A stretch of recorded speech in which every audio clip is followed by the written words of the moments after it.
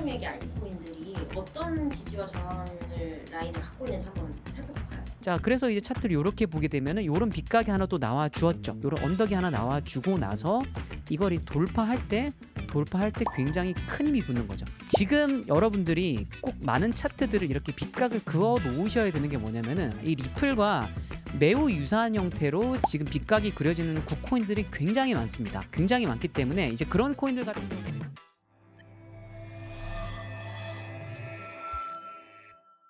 네, 안녕하세요. 차트 읽어주는 남자 한끗의 올인입니다.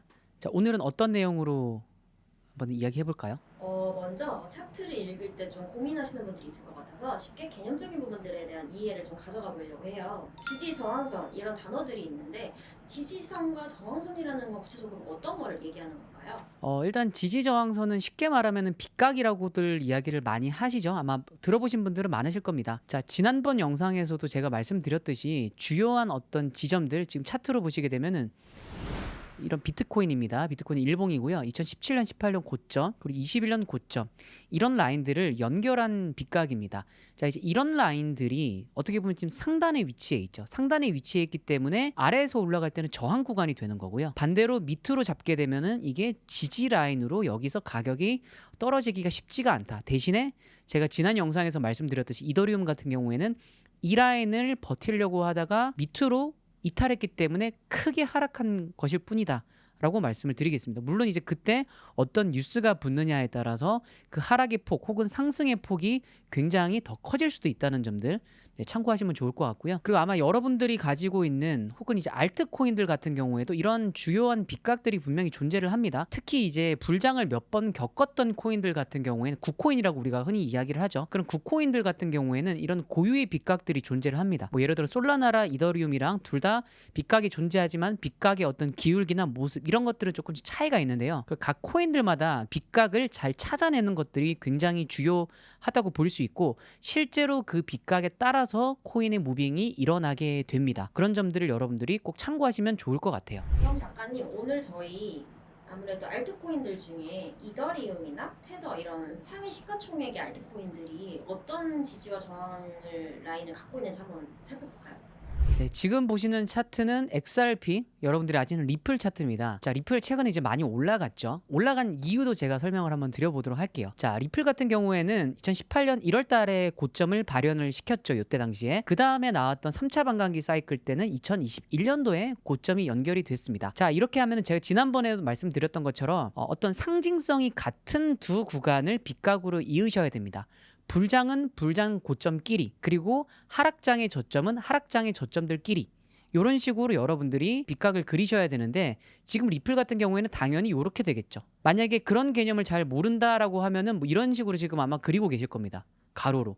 왜냐면 지금 일단 위치가 여기이기 때문에 아마 이렇게 그리실 텐데 그런 개념이 아니라 지금 일단 기본적으로 이렇게 빗각을 볼 수가 있겠더라. 그러면 이제 지금 이 빗각 같은 경우에는 전체적으로 저항의 어떤 모습을 보여주고 있죠. 저항. 자, 이런 저항의 모습을 보여주는 빗각을 옆으로 돌파를 할 때는 굉장히 많은 힘이 필요로 합니다. 하지만 이제 리플 같은 경우에는 그런 힘이 좀 다소 없었던 모습이었죠. 그리고 이걸 이제 돌파하는 시점을 잘 보시게 되면은 이 하얀 색깔 빗각을 그대로 타고 내려오고 있는 모습이죠. 그리고 나서 이 빗각을 위로 돌파한 다음에 여기를 지지 반등을 2번 정도 해주고 올라가는 모습이었습니다. 제가 말씀을 드리는데 빗각 같은 경우에는 기간이 시기적으로 오래된 빗각은 뚫어내는데 굉장히 큰 힘이 필요로 하거든요. 근데 이제 리플 같은 경우는 요 시기 때 그 정도의 힘이 없었다고 생각을 하시면 됩니다. 자, 그리고 나서 이제 요 시점 이 빗각을 돌파한 이후의 모습을 보시게 되면은 또 이런 식으로 작은 언덕이 하나 만들어지죠. 이때 당시는 이렇게 볼 수가 있겠죠. 나중에 이제 결과적으로 보면 이렇게 우리가 봤겠지만은 이때 당시에는 이렇게 우리가 차트를 볼 수가 있었습니다. 자, 이렇게 놓고 보면은 리플 같은 경우에는 요 작은 언덕 이미 기존에 나와 있는 큰 빗각을 이탈을 한 거기 때문에 그 다음에 사실 바로 올라가도 전혀 이상하지가 않아요. 이상하지가 않지만은 그것도 이제 시기적으로 잘 보셔야 되는데 시기적으로 바로 올라가기는 다소 무리가 있었던 시기였죠. 이때가 이제 반감기 사이클 조정장이었기 때문에 그 기간이기 때문에 이때 리플이 올라갈 수도 있었지만은 시기적으로 올라갈 수 없을 수밖에 없는 시기였다. 라고 볼 수가 있겠습니다. 자, 그래서 이제 차트를 이렇게 보게 되면은 이런 빗각이 하나 또 나와 주었죠. 물론 이렇게 볼 수도 있고 이렇게 볼 수도 있겠지만 이런 언덕이 하나 나와주고 나서 이걸 돌파할 때 굉장히 큰 힘이 붙는 거죠.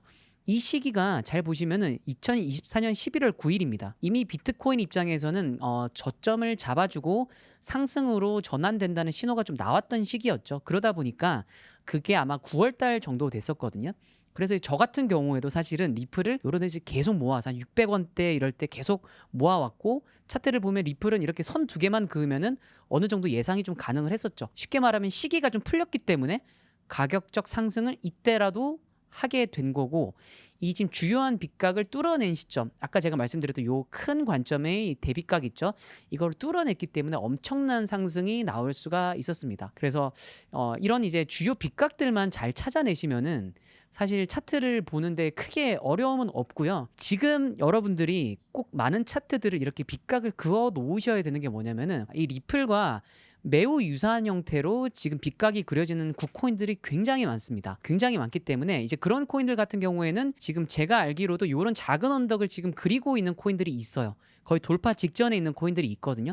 이제 그런 코인들을 여러분들이 만약에 찾아내신다면은, 지금은 이제 조정장이기 때문에 살짝 조금 눌려지는 느낌이 있는데, 이 조정장이 끝나고 이제 어떤 상승장이라기보다 장이 조금만 풀리기만 하면은 이제 요런 빗각을 뚫어내고 그대로 말아 올리는 이런 상승이 나올 가능성이 매우 높은 코인들이 많기 때문에, 여러분들이 지금 많은 알트들을 좀 보시면서 이런 빗각들을 좀 꼭 그려보시기를 바라겠습니다.